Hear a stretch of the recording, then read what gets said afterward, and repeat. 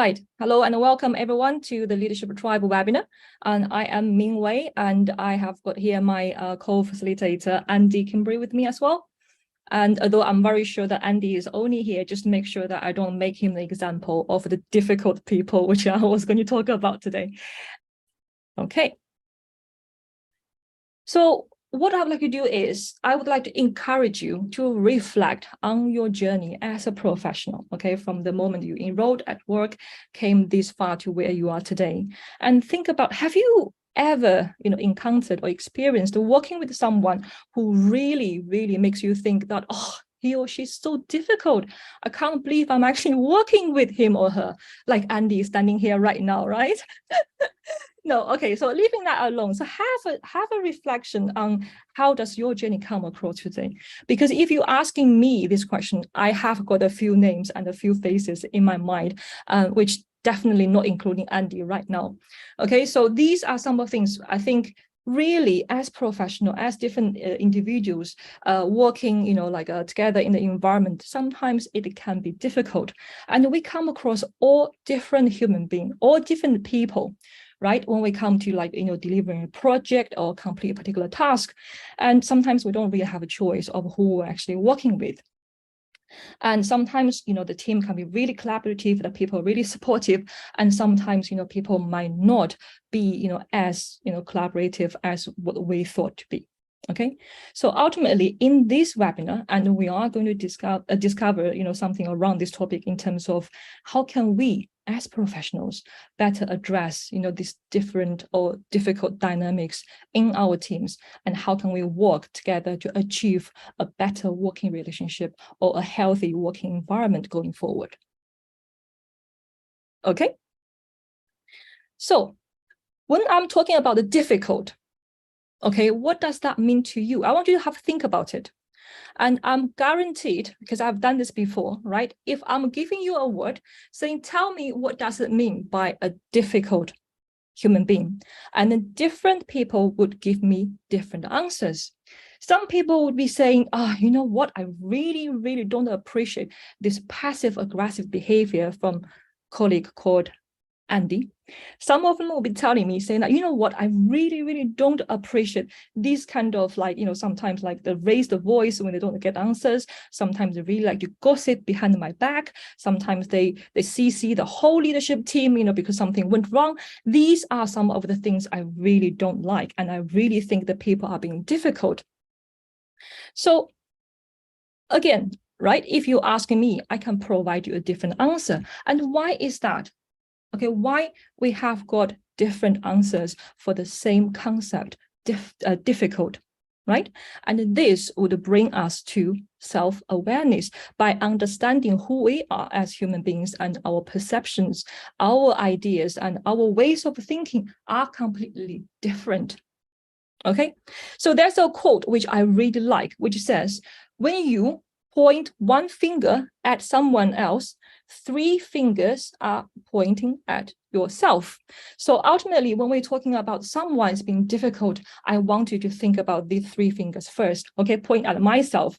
So literally, as what I just said, right? If you ask me, Ming, what does difficult mean to you? If we talk about someone you encounter at work, I would tell you difficult, according to me, is someone who don't do their job. Because when we're working in a team, everyone has their own roles, responsibilities. And my assumption tells me, as a person, I'm here to do a job. As a person, I'm going to here to deliver the job to the best of my abilities. However, this might not be shared by other human beings in the same team. So when they don't complete their work to the satisfactory standards as what Ming appreciates, I would be saying, someone's being really difficult for me. Okay, and this is my idea. So if you look at it, if I'm asking the question to Andy, Andy might have something who is completely different idea, saying that, according to me, someone talks nonstop like me, and that can be difficult to me. So we might have completely different perception, which is absolutely okay, because we are all different individuals, okay, different and beautiful in our own ways. That's fine. But the one thing I would like to encourage you to do is to self-inspect, right? And then ask yourself, for example, what I have learned in my consulting career is when I have got a difficult situation with someone, right, who is a key dependency in getting the task done, but I've done my part to the best quality as I can, pass on the job, and then this person drops the ball and everything falls down, right? So for me, and I start to inspect myself, start to think, okay, why do I think this is a difficult person? Why do I think the person is being difficult to me? Is it because of my own bias, my preferences? People should be behaving a certain way, or is it because the ways of working are not connecting in such a way? And I start to ask myself, okay, what is I can do from my end to help the other person so that we can work together better? What is the we can do or I can do to help the person to improve or helping the situation to improve? So once I start ask these questions, I'll be like, aha, this is something I can do to make a difference next time. And this helped me to improve working with the person, which is a real case scenario when I was working in a bank, okay, to continue work together to build our relationship and then deliver the task, which we're working as a team to deliver. Okay, so self-awareness, this is the model which we have borrowed from Coaching for Performance by Sir John Whitmore. And this is a very good model according to me and what we teach in our Agile coaching courses as well. If you look at it, okay, I want you to start thinking from the first point, which is the self-awareness, to the left top corner. So what is self-awareness? What is self-awareness in essence is about ability to recognize and understand our own. Okay, what is our thoughts, feelings, emotions, biases, strengths, weaknesses? It's about this whole picture about understanding you as a person, who you are, and how you would respond in certain situations. This is a very important part in being a human being, because this is what enables us to do everything. If you think about how do we understanding things, how do we taking in information, how do we make decisions, setting goals, everything starts with self-awareness. Okay, everything starts with self-awareness. So we talk about it, starting point of everything. And if you don't know anything, you can't change it. So only by becoming aware of something, you have the power to do something about it. Right? Say, for example, Andy can provide me with a very constructive feedback saying, Ming, sometimes you need to take a pause, when you're giving a particular lecture. And I would say, oh, okay, thank you very much, Andy. And then I would do something to change about it, saying that, every 10 minutes or so, and I would take a pause, take a deep breath, and ask my participants any question from the rest of the class. So only by being aware, I can do something. So this is where the self-management comes from, saying I can do something to change it. Okay, and also by being self-aware, you're able to empathize, you're able to understand other human beings you're working with as well. So this is where you're going to improve your awareness, not only for yourself, but also for the rest of the people who you encounter with, improve the social awareness.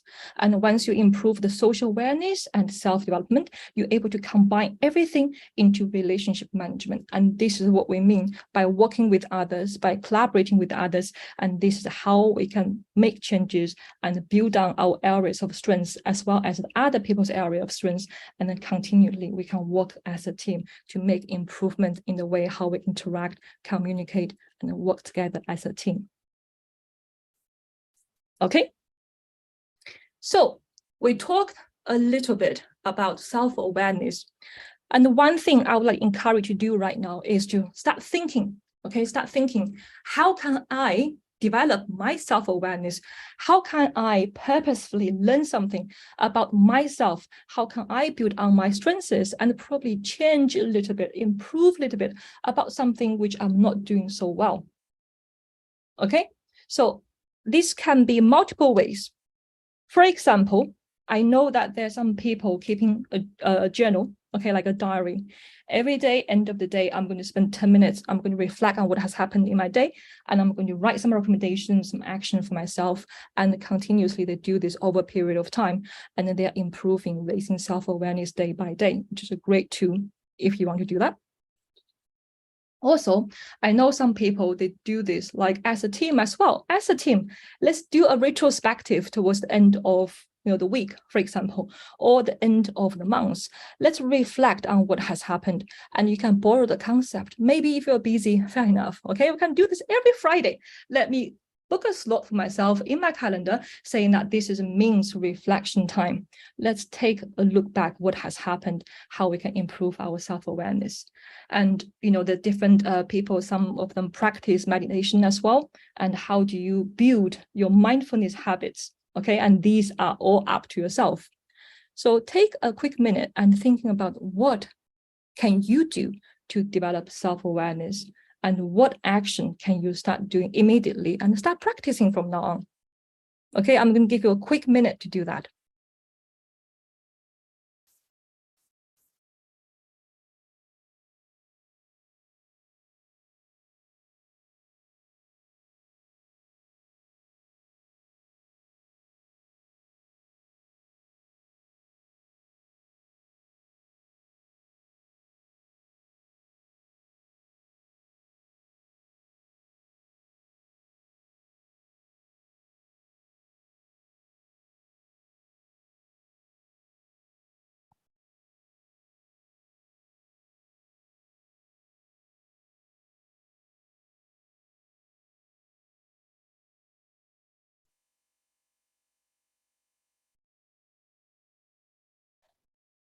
Okay, so I hope that's helpful and you have generated some useful reflections or actions which you can take from here.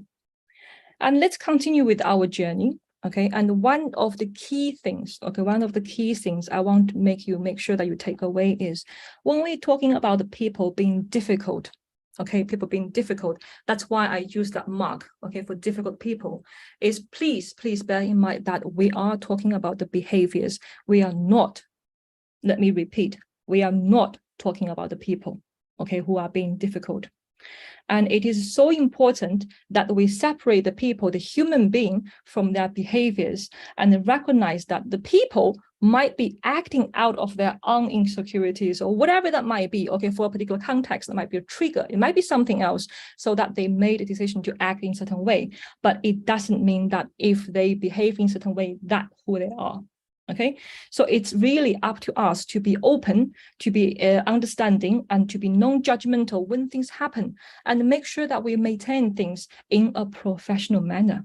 Okay, which means we are being respectful. Okay, we understand something happened, there was a trigger, and we are also have the courage to challenge, saying that, okay, that's fine. I understand that you have got emotion. What is it? Let's talk about it. Be curious and practice empathy. People under stress, people have got family issues, things will add up. Okay, and we are all human beings. How can we use our skills, active listening, asking questions, providing feedback to deal with this undesigned behavior? This is what we are going to explore. Okay, people always say that you don't judge a book by its cover. Similarly, you don't judge a person by his or her behavior. That's one of the key things I want you to take away from this webinar. Okay, so here is a quotation. Okay, literally it's saying that if you meet Noah after the flood, you think that brave, faith-filled visionary man, and you meet him before and you're like, what a nut job. Okay, so perspective and timing matter. Sometimes you have to accept that you might not be able to see the truth from here. Okay, I think that's a beautiful quote for what we're trying to say here. And we understand, people are not their behaviors. And what I often preach in my classes, and Andy knows that, is don't assume anything unless it's people's good intention. Okay, if in the professional context, if you look at it, in the professional context, we want the same thing, right? Like at home and in the professional context, we want the same thing. We want to be respected. We want our, work to be appreciated, right? We want to be valued for what we do. And we all want to work together towards the goal, which is to help our organization, help our team to become the best, and to help the team to thrive in a dynamic competition, so on and so forth. So we all want the same thing. The approach might be different. The way how we achieve that might be different. The behaviors can also be different. Okay, there's nothing more than that. And be okay with it. And let's work together to improve it. Okay, so this is the message I want you to take away is behavior is not who we are. Behavior is simply what we do. Okay, let me share you a very interesting personal example. In my early days as a consultant, I am the person who is very straightforward with my ideas. I don't sugarcoat things. Basically, if it's a great idea, I would tell you that's a great idea. If it's not, then I would tell you the same. And as you can imagine, sometimes that can be, like a problem per se, because I don't sugarcoat things. It's like a straight. And unfortunately, one day I met a colleague who is a similar person like me, and we have got completely different ideas about the issue which we had at hand. And two of us, I still remember that gentleman, had this when we talk about it. So he came to my desk and we had a discussion, and it was literally like this. And then he like similarly like me, like firecrackers, right? We're done with our conversation. No one likes each other. And that's it. Okay, there's no resolution, no nothing. And I still remember he turned around and he left my desk. I still remember I was looking at him thinking, oh, this person is so annoying. What kind of woman would marry that kind of man, right? And that was literally the line, okay, in my heart saying that. And okay, so I packed it, okay, done, and we resolved it later. Something else happened. One day, okay, because me and my other half were both working from home. So my other half, who is generally considered, okay, by me as a caring person, really nice, and really like knows like how to work with people, so on and so forth. And I overheard him on a phone with his colleague. And in my heart, I'm thinking, oh my God, is this how he talks to other people? The other people on the other end of the line must be thinking, I wonder what kind of woman would marry this kind of man. So from then on, a huge lessons learned for me is he's a great person, okay? But, in that phone conversation, the evil part of him come out. And sometimes we all have that evil part of us, which is nothing but the behavior, right? We are all angels inside, but the behavior might not represent who we are.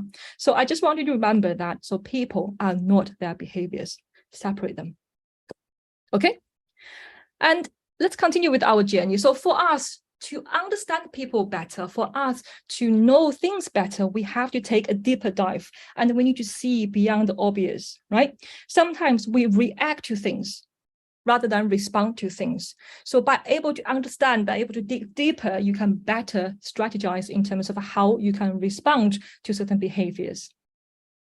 Okay, so what does that mean? I have got a model which I would like to introduce to you. So if you just have a quick look on this iceberg model, which I refer to, okay, so this provides us a better systematic view in terms of how we can understand a particular behavior. So on the top, you have got events. So events can be specific occurrences of action or of a particular behavior which take place, right?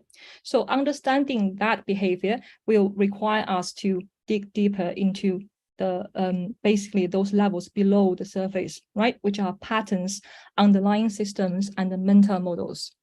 So the patterns are basically, if you see behavior once, okay, it's an isolated behavior, something happened. But if you see this like continuously, it takes occurrence and reoccurrence, and then that become a pattern.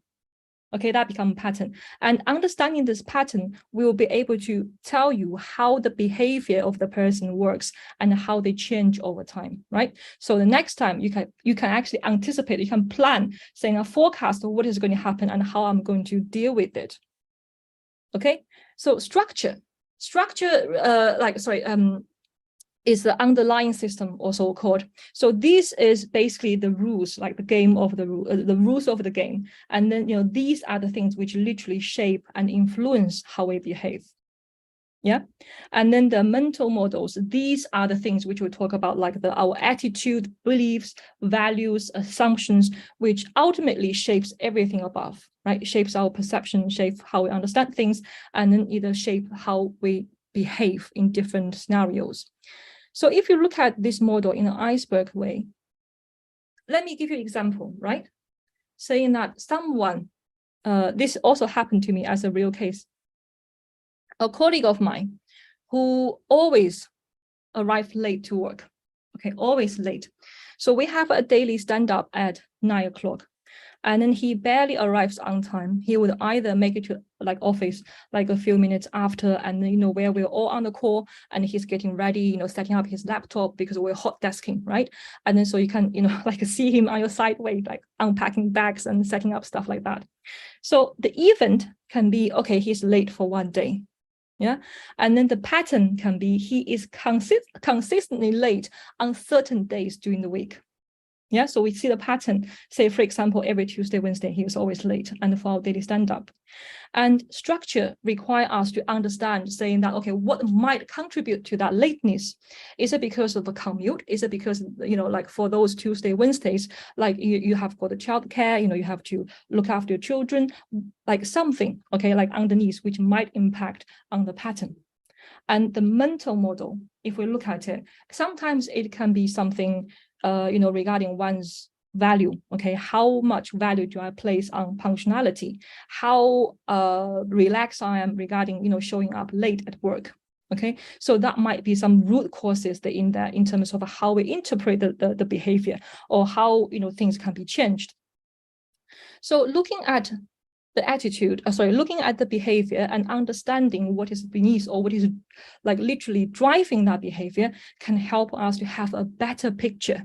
Okay, what is it? Okay, have a better systematic view in terms of what we might be able to change to help the person to correct the behavior, or maybe not even correct, maybe to, you know, to behave in certain like in a more collaborative ways.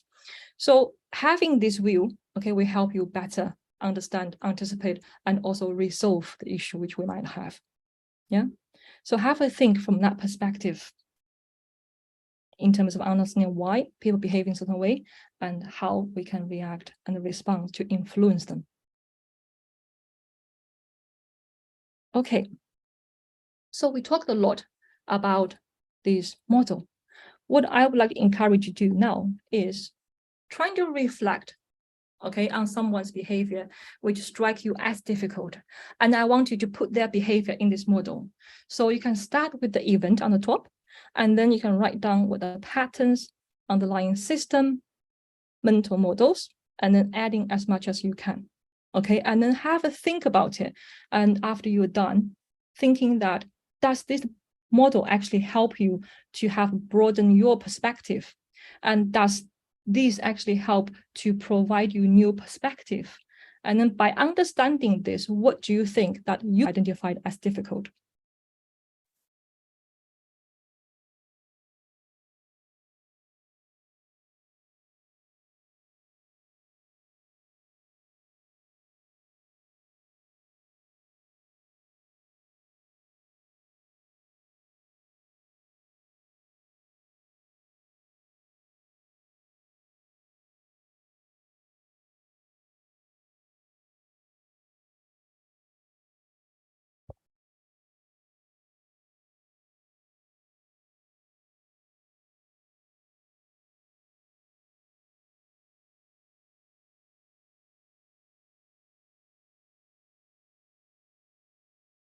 Ask, okay, because it does require you to put some thinking process in understanding the whole. I can potentially adding some value to how you identify and how you work with some of the difficult behavior, then please, by all means, trying to think from that end.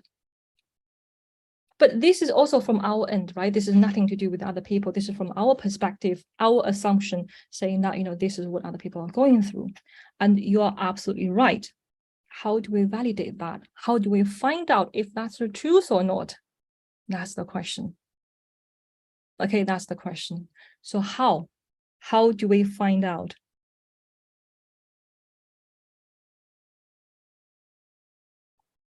This is the answer. Communicate. Okay. There was a very famous property show. It's called Location, Location, Location. And here I'm changing the word to communication, communication, communication. So you'll go away, think about communication as the key word. But actually it is, okay? It's so important to effective communication. And these are also the key to success, being an agile coach, being an agile facilitator, or being any work context. Okay. And I'm going to summarize it, because if you look at it, this is something which we'll explore in more depth in our agile coaching courses, which on its own is 20 hours. Yeah, so for us, just have a very quick debrief on the topics. I'm going to introduce you on the 3 different tools. So the first one I've said here is asking questions. So when I'm saying asking questions, I mean to say ask questions which are open-ended, ask questions which invite people to join the discussion, and ask questions to introspect, and ask questions to make people think. Okay, so those are the questions I would like to encourage you to think of. So this would encourage you to think from the what, the how, and when, and sometimes maybe even the why as well, right? So be curious and try to explore in both the width and the depth of the particular situation. Yeah, asking those open questions. And then so that, you can help find out, for example, Andy, right? What makes Andy behave in a certain way? What makes him come to this webinar? And I think from the perspective of the iceberg we just talked about as well, what is the event pattern, structure, and the mental model which we just discussed, right? And what can you do to help the other person to improve the collaboration at workplace? So think about those open questions and engage the other party so we can work together collaboratively. Okay, ask questions. The next key skill I want to mention to you is about listening. When we talk about listening, we have got different level of listening. Okay, some people might appear to be listening, but in their mind, they're somewhere else. Okay, even I'm guilty of that sometimes. When I'm trying to dial in the call and something else happened, like urgent email I have to reply. So I'm listening, but I'm not really listening. Okay, I'm hearing, but I'm not listening. So this is a fundamental differences. So when you're listening to yourself, but not other people, this is the very lowest level of listening because you're barely hearing people, but you're not processing information. And once you move up the level, you'll be able to focus. Whatever Andy is saying, whatever Ming is saying, I'm listening, I'm trying to pick up all the message from your words. Okay, so I'm focused in listening. And if you really move on to the most advanced listening, which is most coaches like Andy and myself are doing in our coaching conversation, is global listening. So what does that mean is I'm not only trying to understand the process, the words you're telling me, I'm trying to understand the aura around you. What is your emotion like? What is your breathing like? What is your body language like? So I'm going to combining using my observation, use the information which I am actually listening, okay, to help me, to guide me for the next steps, how I'm going to help my coachee for the next steps.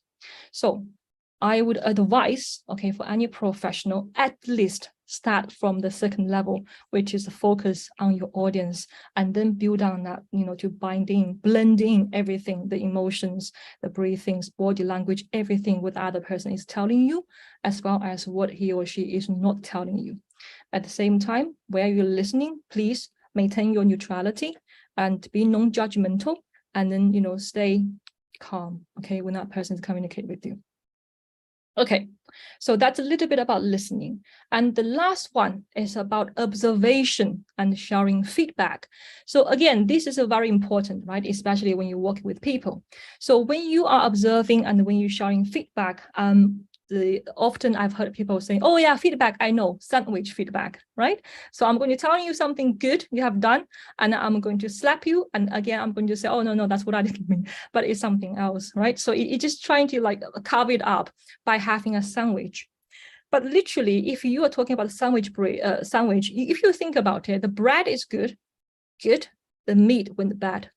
And how would that sandwich taste like? Okay, you can think about it. So I'm not a huge fan of sandwich approach, but what I would like to introduce to you is a different approach, which we leverage from the non-violent communication, NVC. Okay, so there's a book written by Marshall Rosenberg. And if you are interested, basically it was talking about how do we connect people at a deep level, like emotions, values, and then how we achieve harmony, in our relationship and workplace. So if you are interested, and I recommend Non-Violent Communication by Marshall Rosenberg. Okay, a good book. So here, I've literally taken what this, what they shall feedback. So this literally follows the pattern of observation, feelings, needs, and requirement, what you have observed, which are provoked by the other person, impact on the team. So you can elaborate that, and you can talk a little bit about that, how you feel, okay, because of what has happened. And the level 3 is talking about the needs.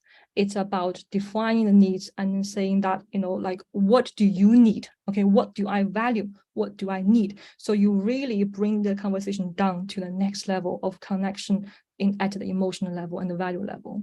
And then you make your request in terms of, okay, so based on what we have discussed, is it okay if are you willing to do X, Y, Z? So you're making your request very clear. Okay, so this is also a pattern. And if you are interested, okay, I would advise you to start practicing, okay, and see if that makes a difference. Some of these practice might make a huge difference, some of them might not, which is okay. And we are continuously exploring and learning new ways of how we can communicate, how we can learn, and how we can be better at what we do. Okay, so if you want, practice and then see how you can put this and when you communicate with other people. All right. Moving on. So like the NVC, right, like the non-violent communication, we can do the best we want to be. We can be the best people in this world. We can be the bigger people, but sometimes things might still not work, right? And despite, how much we want to prevent things from happening, sometimes, excuse my language, but the shit hit the fan, okay? So when things happen, what I want you to remember is it's okay. It's okay. Things happen. And when things happen, let's stand in the storm. Okay, let's enjoy the wind. Let's enjoy like the storm and what it's bringing to us. So when I say storm, I was referring to like a conflict, right? When inevitably things roll down to the road. So what can we do? And there are some techniques which we can evolve, right? In terms of how do we deal with conflicts. And here I'm referring to the Thomas Kuhlman model. Literally, it identifies 2 dimensions, okay, which people fall into when we're trying to figure out how are we going to react or respond to a particular conflict. So if you look at the y-axis, and we're talking about assertiveness. So think of assertiveness as, your willingness to take action to satisfy your own needs, right? So assertiveness is about me, right?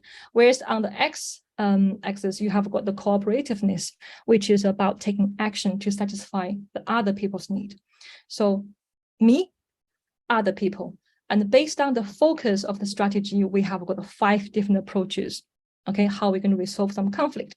Let's take a look. So if we start from the bottom left, we have got avoiding. So if someone is using this strategy, basically, we're just trying to ignore and we're just trying to sidestep and then to just avoid conflict. Okay, you know what? You said what you want to say. I'm the bigger person and I'm just going to avoid the comment or the harsh things which you just said and just avoiding it, right? And then sometimes if you leave it, people will realize, oh, that was just too much of me. And they will realize saying, okay, maybe, I should apologize or whatever. And sometimes, it might not resolve the problem, okay? But this is one strategy, avoiding. Next one is accommodating. So when we're trying to accommodate, which means we are trying to take the steps to satisfy the other person's concern, their demand, their need at the expense of my own. Okay, so, okay, fair enough. In this case, let me try to be the big person. What do you need? Let me work towards your need and satisfy your demand first before I'm going to look after myself. Okay, accommodating is about the other person. Okay, the one in the center is called compromising. So compromising is literally about finding an acceptable solution where both party can be happy. Yeah, so we don't get 100% of what we both need, but at least it's a compromise, like both can get something, yeah, instead of nothing. And then the last one, next one I want to look at is competing. Okay, so when we talk about competing, what we're saying is that we are trying to satisfy our own needs. Okay, so I'm going to prioritize what I want to achieve here and at the expense of other person. And obviously the win-win situation is the next one is a collaborating, so that, for us to find a solution which entirely satisfy myself and the other party, so that we're working together and we are collaborating. Okay, so these are some of the different approaches. And please bear in mind, you need to have, some sort of like assessment of your own context situation. Depends on yourself, on the other party, depends on what the matter is, and depends on how urgently or how critical that issue is. And you have to find out what is the best approach. Okay, so there's no one key for all, but you have to figure out what is the best approach for yourself. Okay, so this is something I want to mention to you with regards to the strategy. How do we resolve conflicts? And then sometimes I heard people saying that, you know what, I've done my ultimate best. I'm literally exhausted all my options to work with this person. And he or she just continue to behave the same way. And there's no way I can possibly do anything anymore. Sometimes, right? You hear this from people. I've done everything with my power. I lost the hope, in terms of working this person. And what I want to tell you is it's okay. It's okay. Like nonviolent communication says itself, right? It doesn't mean it works with every human being. It's the approach which we take from our end as coaches, as professionals, who know the value and who know the value of working with people and who would like to maximize the value for our organization. But it doesn't mean that this is shared by every single person. And when things happen, I want you to tell yourself that it's okay. But before that, though, please try everything, okay? If you tried everything and you have done everything within your power and it's still not working out, the people are still being difficult, and I want to tell yourself, it's okay. I've done my best. If it's not going to work out, it's not going to work out. And this is where I introduce this CIA model, okay, to my coaches in terms of what we can control, what we can influence, and what we can accept and adapt. If you look at it, what we can control is the bare little minimum. This is only a little things in life which we can control, okay? And sometimes people tell me, oh, I control my kids. No, you don't. I'm afraid that's the harsh truth. You don't control your kids. I don't even have control over my dog, okay? Not even talking about the kids. So I don't have control over my partner. I don't have control over, my parents. Those people are closest to me, not talking about influence sometimes. Yeah, that's where I feel like powerless. And when those situations happens, I want you to think about the bigger circle. There are some things which we can only choose to accept and adopt. Okay, but the one thing you do have control of, though, is of your own emotions. Okay, of your own emotions and of your response. How I'm going to respond to the situation. That's the things which you have control of, and I want you to make sure that you use them wisely, right? What you can control. And also, on the other end of the story, please make sure that you know your boundaries and limitations, and there is a line to be drawn. Right? You don't cross that line, because you being who you are is because you have your values, you have your system, and that's where we draw the line. Okay, sometimes that's a boundary which you do not cross. Okay, so hopefully, okay, that's some information which you can take away and use.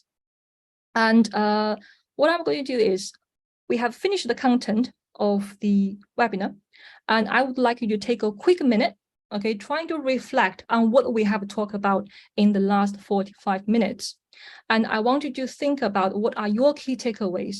And please bear in mind, there might be things which you think, oh, I can start doing it tomorrow. And there might be things which you think I will never be able to do it anyway. And that's okay, okay? But the one thing is, start trying, start practicing, and then start to see that what might make a difference, and then start to practice it. If you don't put things into action, they will always be there with no value. But at least try it, start with the trial, and see if it helps you or not. This is what we teach in Agile, right? You're trying to incremental and also iteratively deliver the value, but not like a big bang, okay? So see what is it you can improve one step at a time. Okay, so a quick minute, and please do some reflections and write things down if possible. Okay, so you can put it somewhere which you can notice and to remind you for the things which you write down. And once we're done, and I'm going to move on to any of the further development programs, as well as any of the questions of yours. Thank you, guys. You've been amazing. Thank you. And we look forward to see you in our future webinars as well.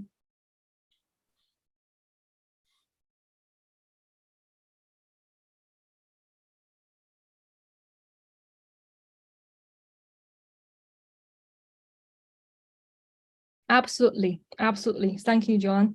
It does take practice, okay? And Rome is not built in one day, right? This is what I always say. And like for me, from a consultant to, you know, the patient Ming you're seeing today. It took me like 20 years. So no, I'm just kidding. I'm just kidding. You are much smarter than me, so you'll take shorter time. Thank you very much, everyone. Thank you. If you don't have any questions, I will end the session. And again, you know, wish you a very happy and prospective new year ahead. Thank you. Thank you, guys.